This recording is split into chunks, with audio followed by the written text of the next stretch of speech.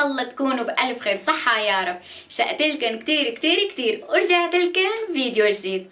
أصدقائي فيديو اليوم رح يكون مجموعة من الشنط ورح نشوف مع بعض هدول الشنط على أنو ألوان ملابس أكتر شي بينطبق.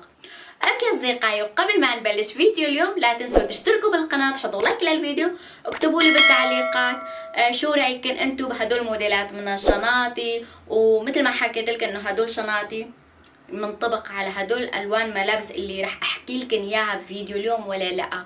اوكي وخلينا نبلش مع بعض. ليتس جو. نبلش مع بعض باول لون شنطة. هذا لون دم غزال احمر غامق، كتير حلو أنيق، لون شتوي. وهذا اللون بينطبق مع اللون كمان نفس اللون أحمر غامق، لون أسود. ويا جماعة هلا لما شلته وعم صور فيديو عم بحس إنه بينطبق مع ملابسي هلا كمان، إنه لون بلوزتي أورانج، ما بعرف عم بحس إنه كمان بينطبق يعني مع انه حلو. ما بعرف انتوا اكتبوا لي بالتعليقات انه ينطبق مع لون بلوزتي هاي ولا لا. اللون الثاني من الشنطة لون اورانج، كمان لون كتير حلو انيق، بينطبق مع ملابس اسود وملابس اورانج. وكتير بحب هيك نوع من الشنطة، انه هيك لما نمسكها ونحطها هيك بايدنا ما بعرف بيعجبني هيك موديلات شنطة كتير. وكمان كتير وسيعة وفينا نحط اغراضنا يعني اللي بنحتاجها بشكل دائم جواتها، انه جواتها كمان وسيع يا جماعة.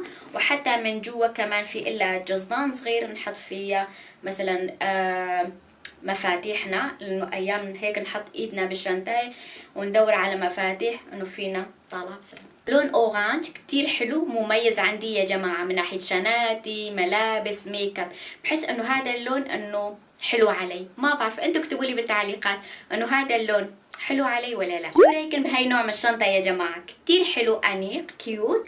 واحلى شي ومميز بهاي الشنطة مسكتها يا جماعة من خشب لميع، كتير انيق وحلو. وبحب هيك شنطة دائما هيك بمسكها بايدي وخاصة لما بروح زيارة لبيت رفقاتي واهلي. بحس هذا الشنطة انه لما هيك نمسكها بايدنا كتير انيق حلو للزيارات. هذا اللون شنطة بينطبق مع ملابس أصفر، ملابس سكري، وكمان ملابس لون أزرق، لأنه لون أصفر وأزرق كمان ينطبق مع بعض. وانتوا حطوا لي بالتعليقات شو رأيكم بهاي الشنطة. هاي الشنطة نوعية صندوق يا جماعة، وطرفين تبعها خشب، وكمان تيجي مع مسكة زنجير.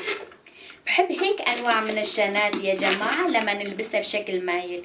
ولون احمر بينطبق مع معظم الالوان، احمر اسود، وباعتبار في هون خط ابيض واسود كمان بينطبق مع ملابس لون ابيض، ملابس جينز. والشنطة لون اسود، لون اسود كلياتنا نعرف سيد الالوان، واللون اسود بينطبق مع معظم الالوان ملابس. وانتوا حطوا لي بالتعليقات شو رايكم بهاي نوع من الشناتي على شكل صندوق.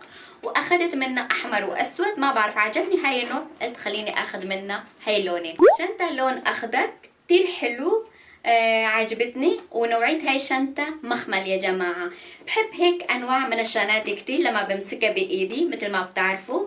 وهذا اللون اخضر صاير لون زيتوني، في من بيقولوا زيتوني، لون اخضر غامق، لون شتوي كتير حلو على ملابس اخضر اسود، وكمان بينطبق مع جينز الغامق.